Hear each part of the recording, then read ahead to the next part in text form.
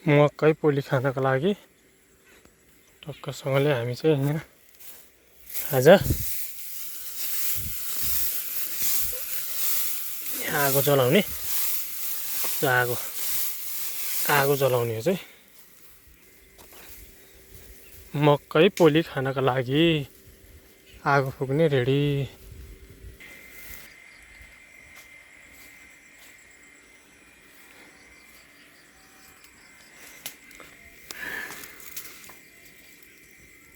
आगो बल्दैछ यहाँ दमदम आगो।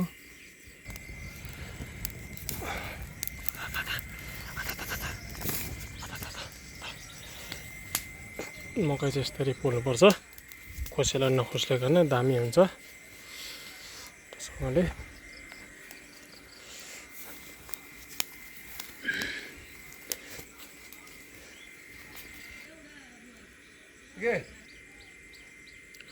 आगो बल्नु मानेन, आगो बल्नु मानिरहेको छैन, अलिक चिसो भएर होला। बलेपछि फेरि खतरा बल्छ।